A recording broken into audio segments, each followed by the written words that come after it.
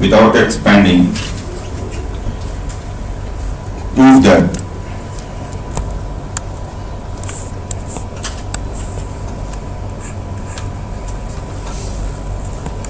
A plus B,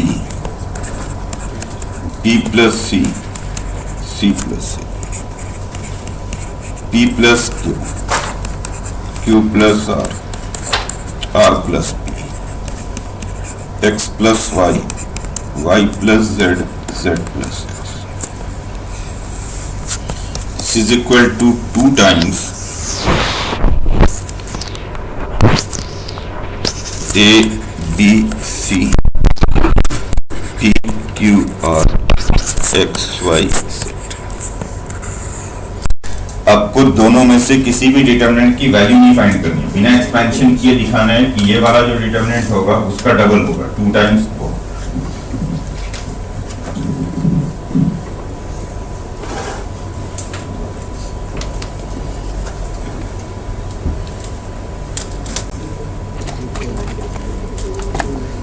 हो गया? Yes, sir. देखोगे अगर आप लेफ्ट हैंड साइड का डिटरमिनेंट देखो,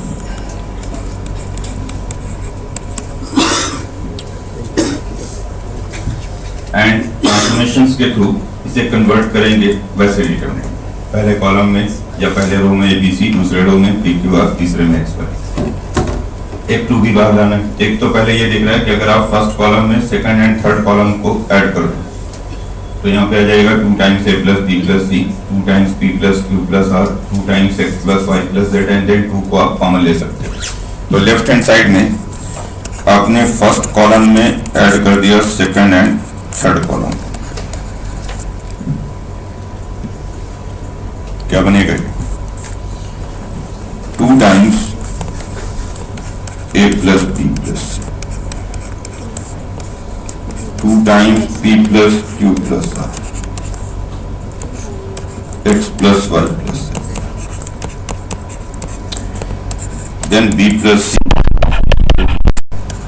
Q plus Y plus Z, Z plus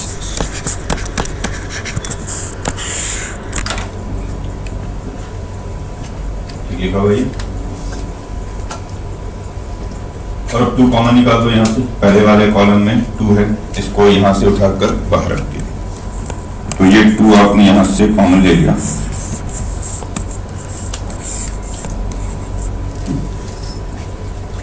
अभी और अब दिख रहा है कि अगर फर्स्ट वाले कॉलम में से सेकंड वाला कॉलम सब्ट्रैक्ट कर दो तो यहाँ पे APX बच जाएगा, क्योंकि ये B plus C, Q plus R और Y प्लस Z तो चले जाएंगे। तो फर्स्ट कॉलम में से सेकंड कॉलम को सब्ट्रैक्ट कर दो, फर्स्ट माइनस सेकंड, ये हो गया 2 times APX, B plus C, Q plus R, Y plus Z, C plus A, R plus P।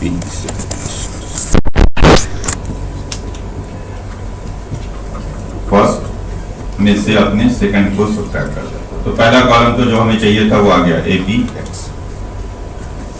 और अब इस APX को यानी फर्स्ट वाले कॉलम को थर्ड कॉलम में से सब्ट्रैक्ट कर दें तो APX गायब हो जाएगा, यहाँ बच जाएगा CRZ। तो अब थर्ड में चेंज कर दे रहे हैं, थर्ड में से फर्स्ट को सब्ट्रैक्ट कर दे रहे हैं, C3 माइनस C1, क्या होगा अभी? 2 times APX, B plus C, Q plus R, Y plus, यहाँ बच गया CR। थर्ड वाले कॉलम में से आपने फर्स्ट वाले कॉलम को सब्ट्रैक्ट कर दिया, तो ये APX यहाँ सब्ट्रैक्ट करोगे, अब सिर्फ रह गया यहाँ वही, तो वैसे ही दिख रहा है। अगर सेकंड में से थर्ड सब्ट्रैक्ट कर देंगे तो ये CRZ भी चला जाएगा, तो सेकंड में आप चेंज कर दिया, सेकंड माइनस थर्ड। तो फाइनली ये है 2 टाइम्स APX, BQY, और ये right hand side. Next question,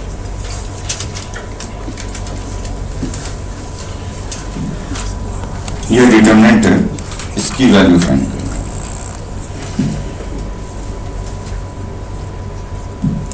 sign A, sine B, sine C, cos A, cos B, cos सी,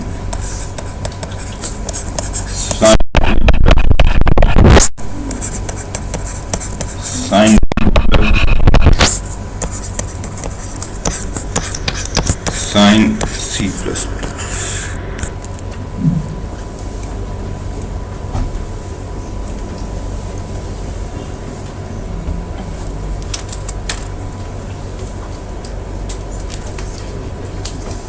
करके नहीं, रो से रो को मल्टीप्लाई नहीं कर सकते, कॉलम देखोगे जब इधर देखो, पहले वाले कॉलम में sine A, sine B, sine C, इधर देखोगे दूसरे कॉलम में cos A, cos B, cos C. इसको एक्सपेंड कर दो, पहले sine of A plus B का फॉर्मूला लगा दो। Sine of A plus B क्या फॉर्मूला होता है? Sine A cos B, cos A sine B. तो एक्सपेंड कर दें तो ये बनेगा साइन ए कॉस बी,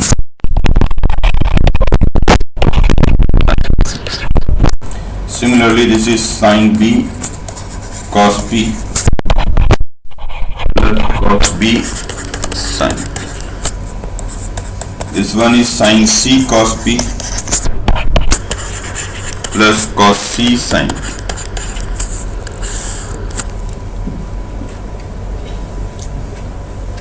लिखा हुआ ये कुछ नहीं किया, एक्सपेंशन है sine of A plus B के फॉर्मूले से। अब अगर ध्यान से देखोगे तो यहाँ sign A sine B sine सी है, वही sign A sine B sine सी यहाँ भी दिख रहा है, सिर्फ कॉस पी से मल्टीप्लाई करते, यानी इस वाले को अगर कॉस पी से मल्टीप्लाई कर दे और सब्ट्रैक्ट कर दे इसमें से तो ये गायब हो जाएगा। फिर जो यहाँ cos A cos B cos सी है वही यहाँ भी दिख रहा है, cos A cos B cos सी। तो अगर सेकंड वाले कॉलम को साइन पी से मल्टीप्लाई कर दें और सब्ट्रैक्ट कर दें तो ये भी गायब हो जाएगा, यानी थर्ड वाला कॉलम पूरा पूरा जीरो हो जाएगा। तो हम थर्ड कॉलम में चेंज कर रहे हैं, क्या चेंज कर रहे हैं? थर्ड कॉलम में से सब्ट्रैक्ट कर रहे हैं फर्स्ट कॉलम को पी से मल्टीप्लाई करके और सेकंड कॉलम को साइन पी से मल्टीप्लाई करके। चेंज आप सिर्फ यहाँ कर रहे हो, बाकी दो को एज इट इज छोड़ रहे हैं। जो भी चेंज है वो यहाँ पे है। क्या चेंज कर रहे हो आप उसमें? दो डिटरमिनेंट में ब्रेक कर सकते, वैसे भी कर सकते। तो थर्ड वाले कॉलम में आप चेंज कर रहे हो, क्या चेंज कर रहे हैं? थर्ड वाले कॉलम में सब्ट्रैक्ट कर रहे हैं, इस वाले को cos p से मल्टीप्लाई करके इस वाले को sin p से मल्टीप्लाई, इसको आपने cos p से मल्टीप्लाई किया इस वाले को, sin a cos p, sin b cos p, sin c cos p, subtract कर देंगे खत्म हो जाएगा। और ऐसे इसको sin p से मल्टीप्लाई किया सब्ट्रैक्ट, तो बनेगा ये sin a sin b sin c, cos a cos b, और ये जो थर्ड कॉलम है ये अल्टीमेटली जीरो हो जाएगा पूरा, इसलिए इसकी वैल्यू जीरो।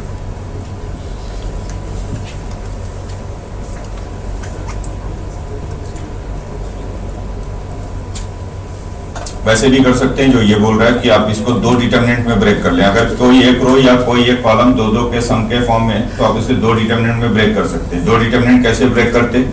दोनों में फर्स्ट एंड सेकंड तो यही रखेंगे, थर्ड वाला का दो पार्ट कर देंगे, एक में थर्ड वाला ये लिखेंगे, दूसरे में थर्ड वाला ये लिखेंगे। और फिर उसके बाद जो है, जैसे पहला जो डिटरमिनेंट बनेगा वो बनेगा sine A sine B sine C, cos A cos B cos सी, और थर्ड कॉलम ये रहेगा। थर्ड कॉलम जब ये रहेगा तो इसमें से कॉस बी कॉमन निकल जाएगा, क्योंकि कॉस बी तीनों में रहेगा। कॉस बी कॉमन निकाल दोगे तो first and third column identical होगा, डिटरमिनेंट की वैल्यू जीरो। ऐसे ही दूसरा वाला डिटरमिनेंट भी zero. Next,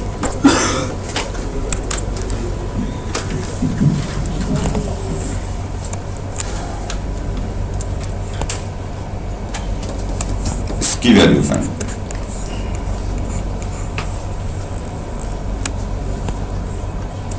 six factorial, 7 factorial, 8 factorial,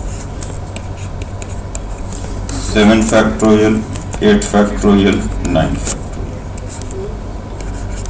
8 factorial 9 factorial 10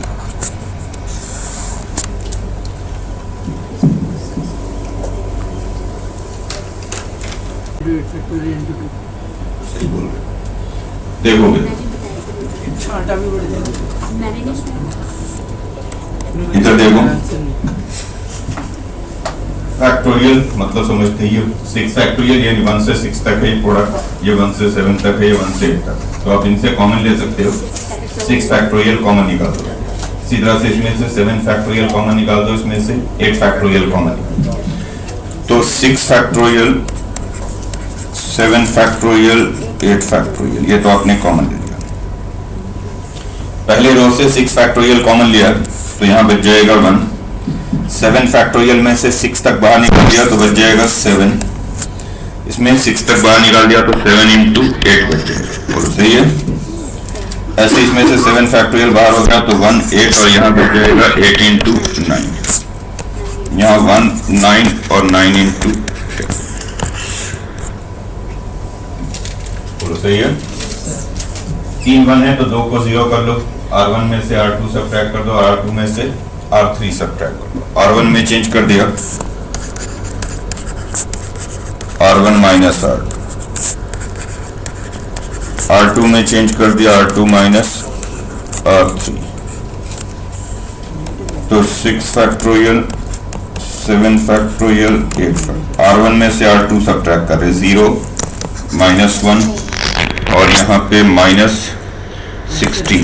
बोलो ठीक है ये 0 माइनस 1 और यहाँ माइनस 18।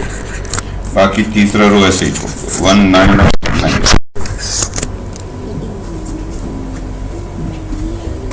और अब आप इसे पहले कॉलम से एक्सपैंड करोगे तो पहले कॉलम में 2 0 यानी सिर्फ 1 का कोफैक्टर। 1 का कोफैक्टर ये क्या, 1 का कोफैक्टर क्या आएगा 18 माइनस 16 यानी 2। तो इसके आंसर हो गया 2 times 6 factorial 7 factorial 8 factorial. 2 times 6 factorial 7 factorial 8 factorial. Next question.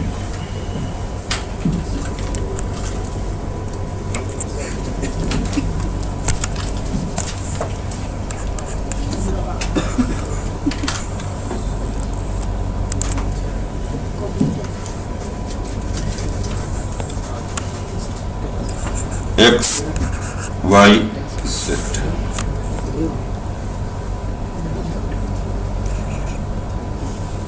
X square Y square Z Y Z Z X X कहाँ टेस्ट में आ गया X Y Z X square Y square Z square Y Z Z X। एक तो दिख रहा आपको कि अगर आप फर्स्ट कॉलम में से सेकंड कॉलम को सब्ट्रैक्ट करो, कॉमन फैक्टर बनेगा x माइनस वाई।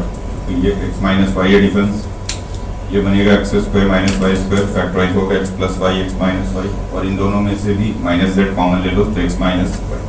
ऐसे यहाँ से यहाँ सब्ट्रैक्ट करो तो कॉमन फैक्टर बनेगा y माइनस z। तो 2 चेंजेस कर दिए, फर्स्ट कॉलम में से सेकंड कॉलम को सब्ट्रैक्ट और सेकंड में से थर्ड को।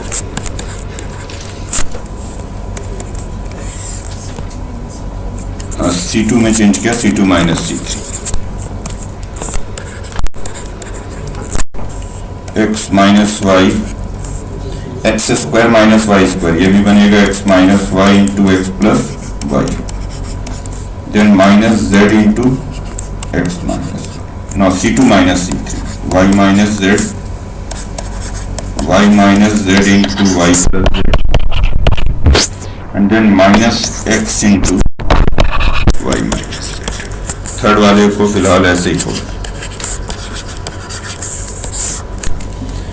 2 तो कॉमन निकल गए, इसमें से x माइनस वाई, इसमें से y minus z। x minus Y and y minus z common निकल।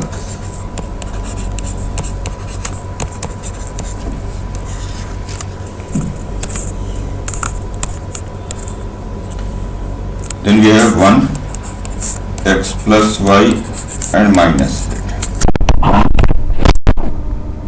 y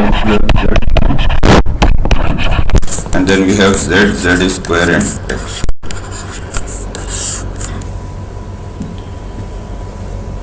ठीक, अब दिख रहा है फिर से अगर हम फर्स्ट में से सेकंड को सब्ट्रैक्ट करते हैं, एक तो यहाँ 0 आ जाएगा और दूसरा जो सब्ट्रैक्ट करोगे तो एक और कॉमन फैक्टर बन जाएगा इस वाले में x माइनस z, या सेकंड में फर्स्ट को सब्ट्रैक्ट कर दो तो z माइनस x बन जाएगा जो भी है। तो सेकंड में चेंज कर दिया, सेकंड कर दिया।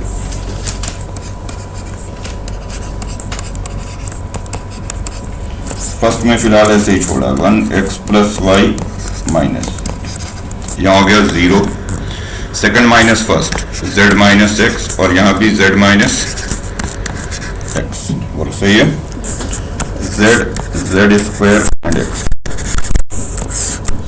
तो अब इस वाले कॉलम से z माइनस x बाहर हो जाएगा, z माइनस x बाहर निकाल दो,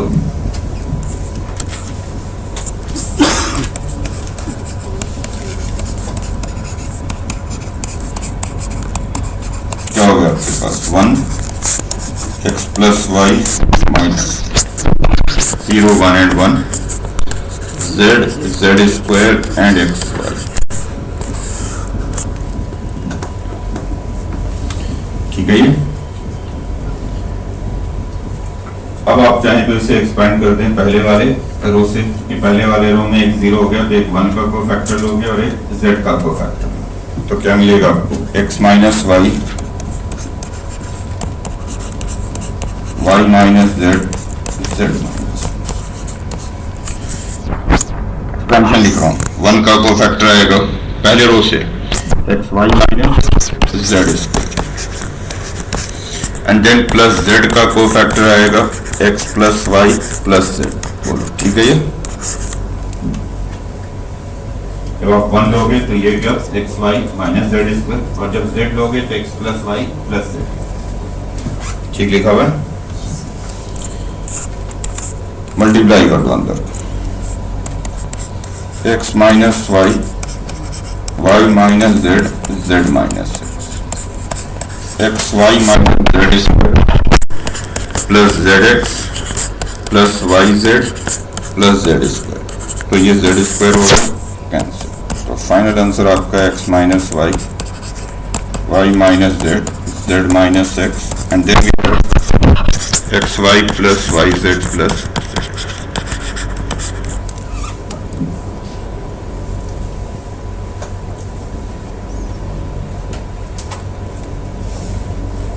समझ में आई बात।